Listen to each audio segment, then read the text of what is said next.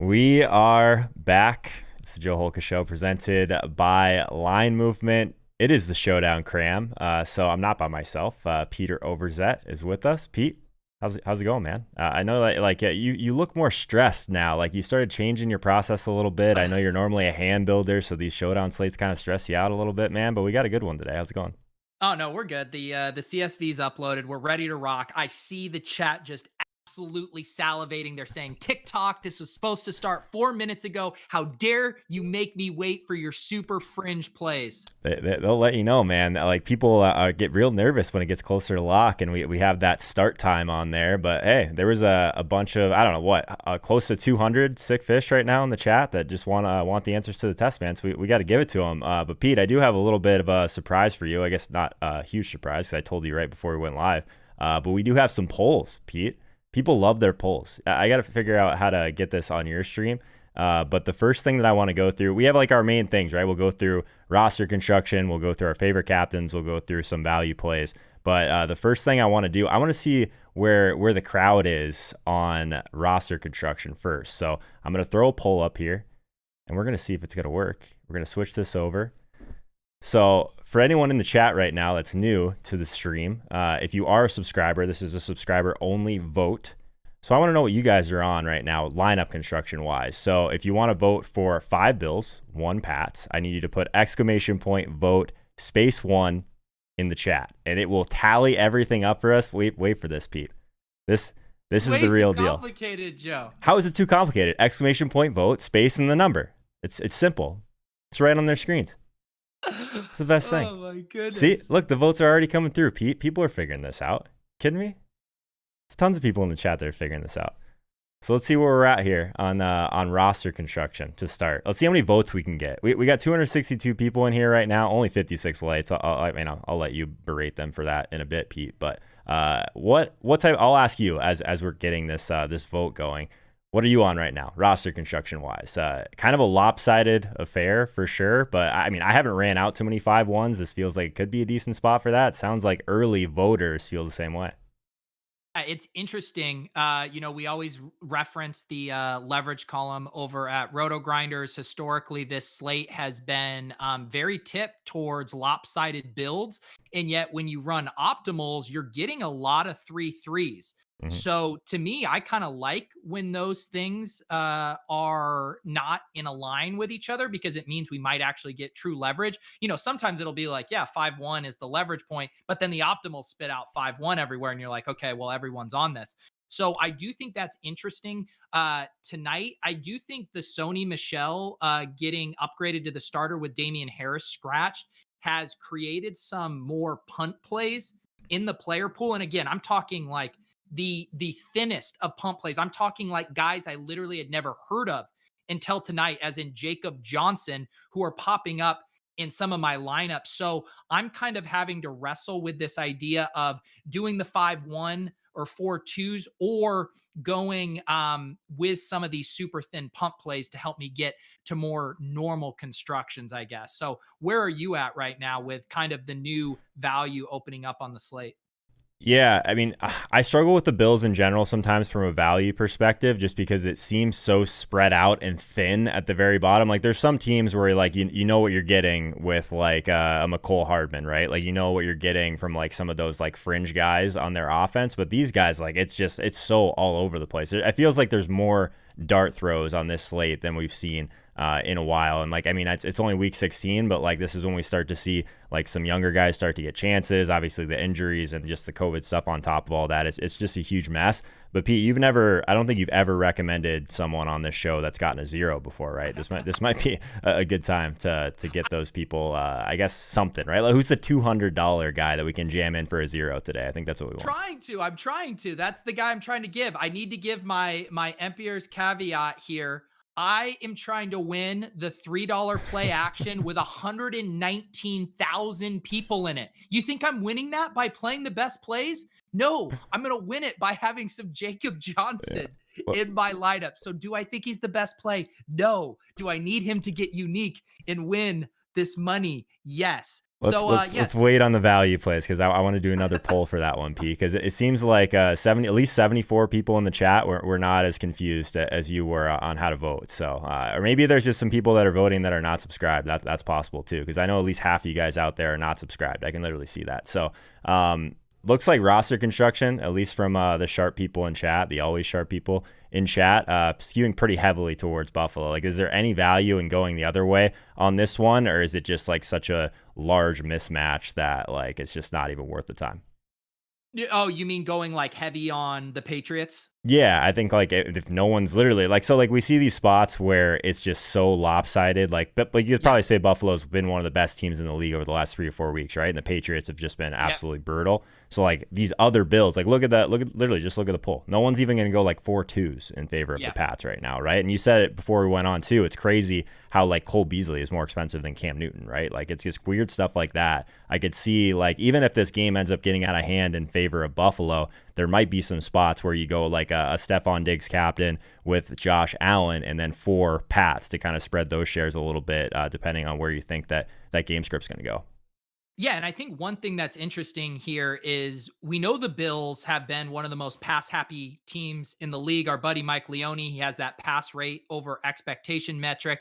The Bills are on one side of it, and the Pats are dead last in pass rate over expectation. Like they want to run the ball. The question is, will the game allow them to do that? Because I think why that's interesting is some of the best values on the slate are Jacoby Myers, Damiere Byrd, even N'Keal Harry, if you have the stomach for that. But I think that actually lines up pretty well with a Bills route game script where they're coming back. And the kind of thought process I'm going down is, because of that value, I do think you could use 2, maybe even 3 Patriots. I mean, let's just, call a spade here. Cam Newton is less money on this slate than Cole Beasley, Joe. So, I mean, the value is definitely on the Patriots side. And I kind of think the value lines up to be on the Pats. So I think you could do Josh Allen, Stephon Diggs with 4 Patriots coming back and try to capture all those points that way, and then try to get the Patriots in a pass happy mode. The chat is telling me that Stephon Diggs is not the play, right? Because Bill Belichick just takes away the top weapon, right? So we can't play this guy. I'm pretty sure that it's just like a known fact that Stephon Diggs is like completely off the board, right? Well, even me who knows like 6 players that play defense in the NFL knows that Defensive Player of the Year Stephon Gilmore is not playing. I also know that the Pats, I believe, are top 5 in explosive plays allowed this year. And when you're talking about a guy like Stephon Diggs, who has a 30% target share, 37% air yard share, I am not worried. I am not worried about this Pats defense shutting him down specifically. So yeah, no, I'm letting it rip with Diggs. Are you scared, Joe? I'm never scared of Stephon Diggs, man. Guy's like literally an American hero. So look, Pete, we're gonna keep this thing moving, man. We got more polls. There was not just one poll for the crew here right now. So we're gonna close this one out, and we are gonna complete this one, and then we're gonna go to a captain poll here, if I can close it out. There we go, complete. So I'm curious, like, if you've just swayed ownership, Pete, on the Stephon Diggs thing. So let's see where people are at. Favorite Monday Night Football captain. This is a sub-only vote, so if you're here for the first time, would love it if you consider subscribing to the channel. Don't be like Pete. I swear it's not that confusing. If you want to place your vote, ! Vote space and the number. It's pretty easy. Let's see where we're at here. We got 75 votes on the last poll. Let's try and get triple digits here. Let's see how many Stephon Diggs captain people we have out there in the chat right now. One of the quintessential hallmarks of democracy is being able to vote, and Joe allowing you to exercise your freedom of speech and your right to vote in this chat, I think is a beautiful display, and not a lot of streams will allow you to do this. This is true. Not a lot of people can pull this off. So I actually do have a question for you, P.O. We're waiting for these to kind of fly in here. Like, obviously, Stephon Diggs, things we're looking at, like the Stephon Gilmore less Patriots, like you mentioned, as a positive if you care about that sort of thing. But just like the weighted opportunity is the thing that we're, pretty focused on a lot of times. 3rd highest weighted opportunity in the league. He's 8th in yards per route run. So like Stephon Diggs is still an absolute smash. Josh Allen is my bigger question, right? Because if we end up seeing the field kind of gravitate towards more Diggs captains, I actually think that Josh Allen might go a little bit lower. Like, both these guys are probably going to be pretty chalky, but do you think there's value in a Josh Allen captain? I rarely play the quarterbacks as captains in general. So like this is one of the few ones, at least recently, that I can remember that I'm not pretty strongly considering it. Yeah, no, I'm definitely on board with Josh Allen captain. And like I was saying, I tend to play more of the optimal captains and then get weird with your Australian fullbacks of the world to to round out my lineups. But yeah, I think Josh Allen. I mean, he leads the team in carries inside the 5. He's got 11 carries. So when he has that kind of rushing work, he can take off and run. He's got the weapons. They are going to pass even when they're leading. I mean, he's everything you want in a showdown captain. So yeah, I'm definitely on board with Josh Allen. You just have to save money and get unique around him. Like I'm looking at one of the top optimals right now, and it's a Josh Allen captain, Tyler Bass, and Stephon Diggs. You have 3 Pats. You have Cam Newton, Damiere Byrd, N'Keal Harry. So even the optimal lineups are liking Josh Allen and the captain. Yeah, so one of the things that I normally look at, obviously for anyone's here for the first time, Pete's doing some more of the lottery ticket MME type of stuff. I'm focused on some of the mid high stakes, smaller field, 3 max single entry stuff. So I look a little bit more at some of the correlation types of things. Josh Allen, I mean, everyone wants to talk about how this offense is completely different with John Brown, like an insane correlation to John Brown is Josh Allen. I guess that kind of correlates to the beginning of the year when he was just going nuts with John Brown in the lineup. But Stephon Diggs is actually right behind Tyler Kroft, interestingly enough. So these tight ends actually correlate relatively well to Josh Allen. So I'm just trying to figure out if there's a weird like tight end on Buffalo that I might just go overweight on just for that reason, right? If he doesn't end up running in those touchdowns, you just always seem to see like one of these like weird like third, fourth options, at least get in the box. And some of these guys are cheap enough to where they might end up in the optimal. Do you like prefer any of the tight ends on Buffalo versus like an Isaiah McKenzie on the value side? I know we haven't gotten to value yet, but our captains are pretty spread right now, at least in the chat right now, which is kind of interesting also.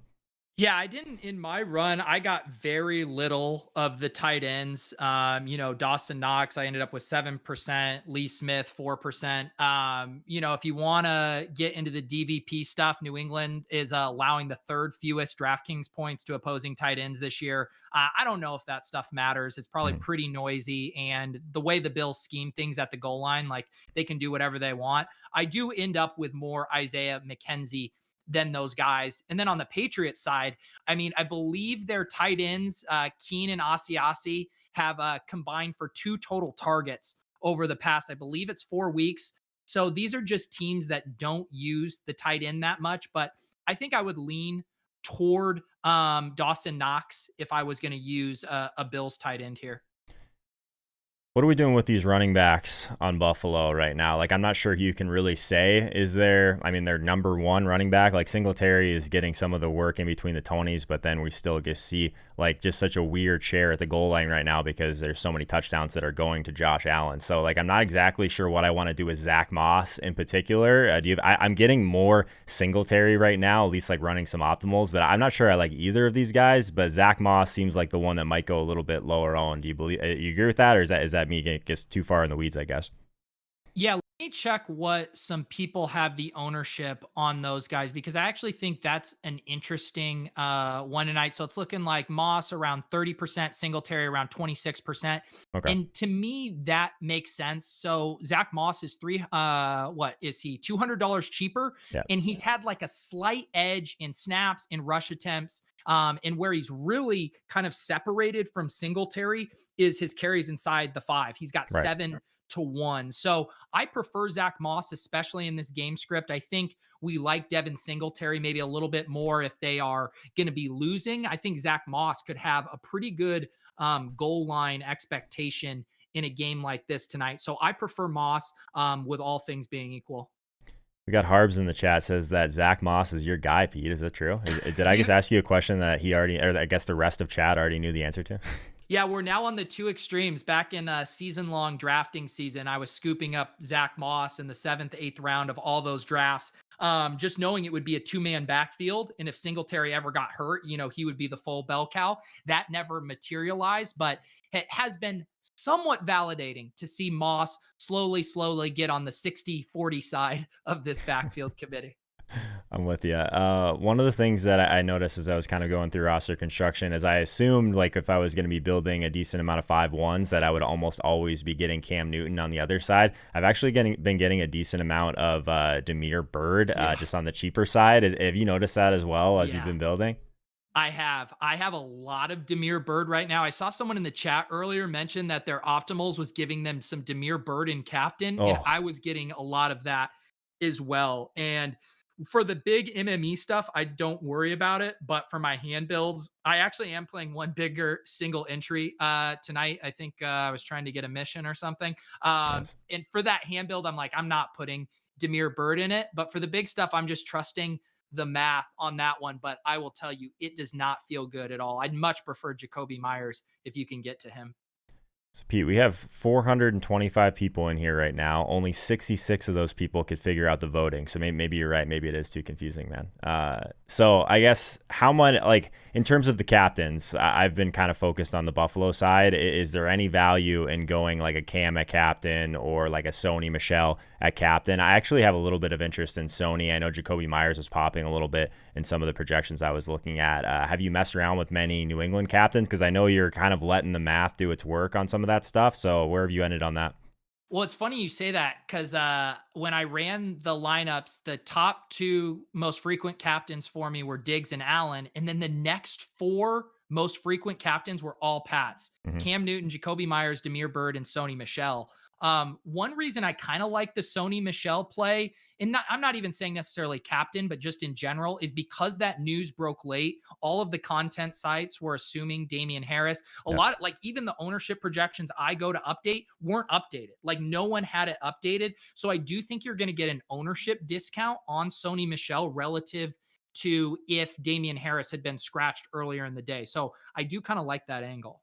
Yeah, even before, I mean, he had 50% of the carries in week 15. So I think there's still people that they see this game script, like they know Sony Michelle. They're just like, there's no way that I can play this guy if they're going to be behind. But I mean, all you really need is him to fall in the end zone a couple times. They're probably still going to continue to run. So I'm in on that. I actually have been getting a decent amount of Bills defense captains. I don't think I've played a Bills defense captain in any of the smaller field stuff that I played so far. Does this feel like a slate where that would make some sense? Like Cam has been just straight brutal, man. I'm actually considering it on one of my 3 teams.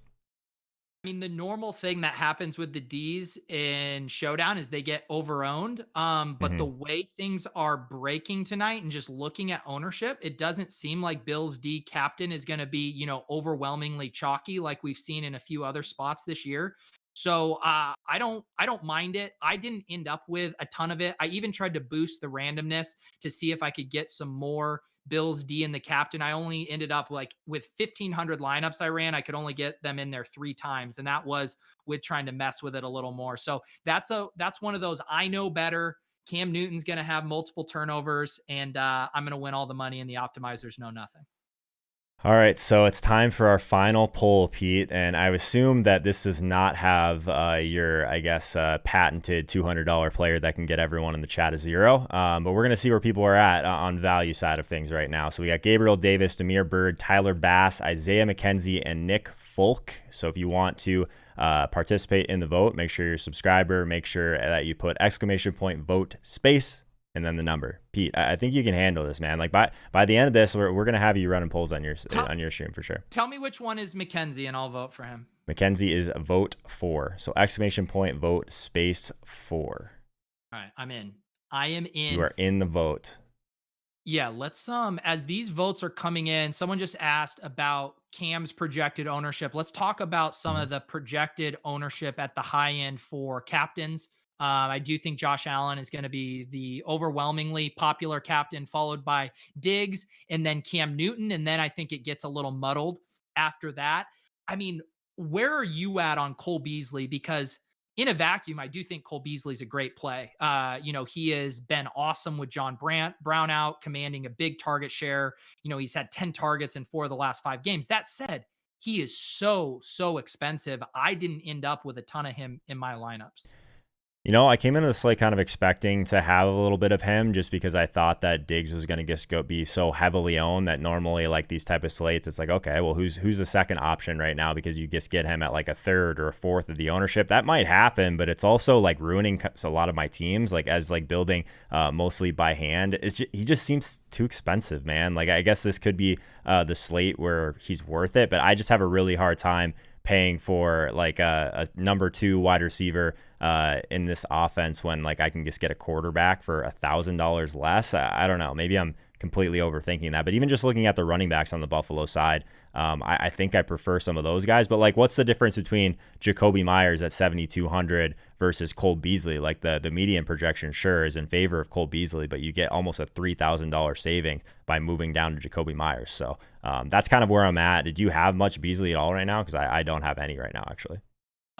I'm playing a ton of lineups. So I have right now I have 83% Cam Newton and 13% Beasley. So I'm definitely low on Beasley. And I think you made a good point. Obviously the pie in Buffalo is much bigger. So it's easier for like 3 or 4 of these guys to get there. And I actually think Gabriel Davis is an awesome play too. And I prefer him to Beasley. But when you go down to Jacoby Myers, I mean, he's had an air yards market share of 44%. Almost half of their downfield air yards going to Jacoby Myers. So if we're trying to tell ourselves stories of the Patriots, hanging around in this game, getting a few big plays, I do think it's going to be through Jacoby Myers. And when you price adjust it, his role within the offense is even bigger than Beasley's role in Buffalo. So I think Myers is a nice play. Me too. I know Chris Neville is in the chat right now, our CEO. He hates when I bring up the air yards buy low model, but he is in the buy low model. He hates it, man. I don't know. Chris, tell the people why you hate the buy low model, man. He just gets tired of me bringing it up, I think. So I think that's probably good for the top end. We've talked about basically every play on the slate, Pete, but how are we feeling on the value side of things? Looks like people are mostly with you on Isaiah McKenzie. I think that the kickers make some decent amount of sense if we're just looking at the correlation stuff. Tyler Bass still pops relatively well with Stephon Diggs and Josh Allen lineups, in my opinion. So I probably will end up with a decent amount of him. But outside of McKenzie, who's like some of your top value guys? I know you have that super thin running back that you're on. Yeah, and it's funny when I say this too, because like what happens is I'm catering my lineups to the specific contest size. So, like in all of like, if you look, I play like all the winner take all and the smaller single entry stuff, you will not see like a super thin pump play in those. But then you go look at my set for 118,000 where I'm trying not to be duplicated, and you will see some JJ Taylors. I do prefer him. And I would say Isaiah McKenzie looks by my exposure. Isaiah McKenzie and JJ Taylor are my 2 favorite pump plays. And then in the super, super deep stuff, I have a sprinkling of Jacob Johnson. So put some respect on his name. Good God. All right. So since we've brought up Jacob Johnson, I think it's time to give people some of the answers to the test, I guess. We've started doing a lineup builder. So Pete, we're not going too crazy here, right? So since we're on my channel, we're going to build a team for small field, single entry, or 3 max type of thing, mid to high stakes. So when we're on your channel, maybe we'll do some of the more lottery ticket stuff. Obviously, if anyone in the chat right now hasn't been following along, we've been doing one of these on my channel every week, and we've been doing one of these on Peter's channel every week. Pete was nice enough to defer the Monday Night Football one to me this week because there's no Thursday Night Football. Last week, I wasn't around for Thursday, obviously, with Christmas Eve. So we're even up going into the playoff slate, but make sure you follow Pete's channel as well. We'll continue to do this. So Pete, what are we doing here at captain on one of these teams? I'll let you pick the captain. That's how much I care about you. All right, and tell me how big the contest size is for this. Let's say 250 and below. 250 and below, like pretty small. I think with that we should run a Josh Allen captain. I'm with you. So if we go Josh Allen captain, let's commit to like a roster construction here. Do we want to go with a 5-1 on this one? Yeah. Okay. Let's do it. Let's do a 5-1 with Josh Allen here. Okay. It's going to be tough because the value on the Bills side is a little thinner with going with Allen captain. We might hit a dead end, but let's try to go down this path. Okay. Sounds good. Just moving something over here. There we go.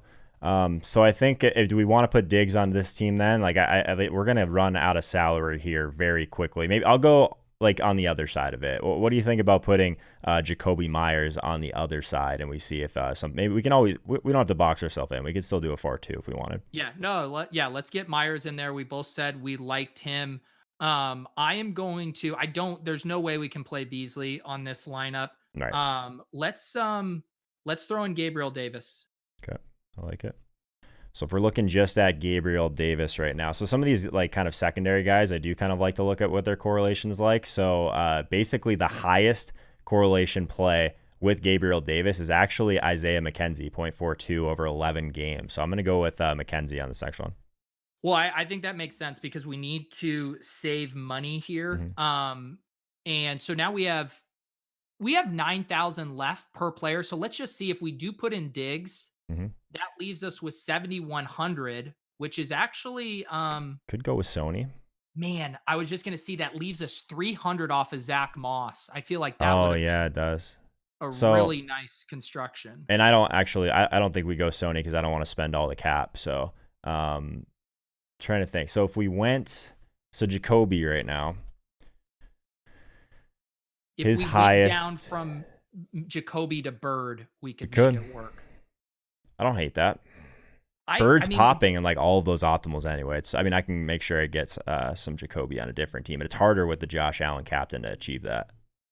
Yeah, then the only other thing, so if we do go Moss, you leave 2,900 on the table, which is a decent amount to leave for a field size of like 250, but I don't despise it.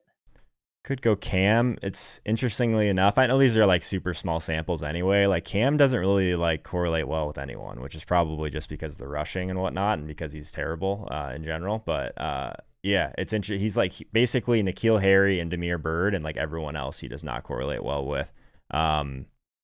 We could get a Beasley in on this team now. He fits. Yeah. Or do you like the idea of Zach Moss more? I kind of like the idea of Zach Moss, like in the 5-1 build specifically, because this is like, all right, what if the Bills just put up a 40 burger and the Pats don't do anything? I feel like they're going to get some on the ground. And that's why I feel like Moss is a pretty good play with that construction. If we moved McKenzie out at that point, we would have 3,700. I'm just trying to see down here if anything else would make sense.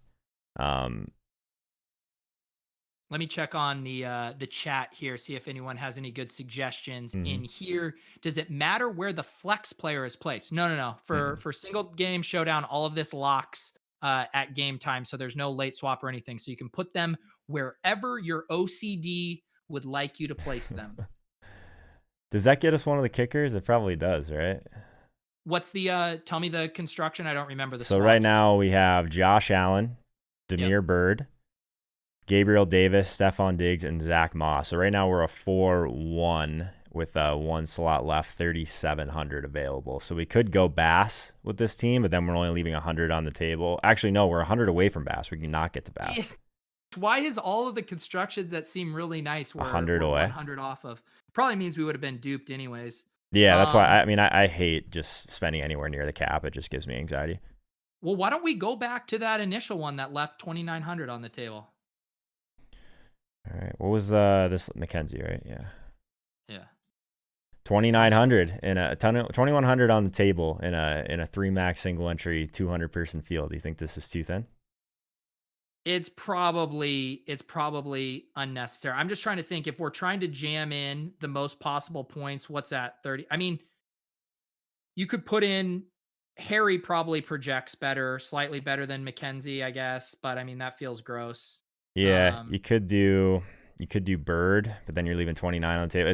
That's what we had before, isn't it? Yeah. With the other thing, you could go Bird to James White. Like just looking at, let me just see what their projections are. That's not too bad. So looking at Bird's projecting for 10 points, James White for 9.8. So they're pretty similar there. What do we think ownership wise on James White versus Bird? It looks like they're going to be about the same. Okay. Yeah. I kind of came into this thinking that I was going to have a good amount of Sony, but like they're projecting so close to one another that like maybe James White makes some sense in this game script then, I guess. Yeah, I don't mind Sony at all. I just don't think he makes sense in 5-1 Hmm. Bills on slots.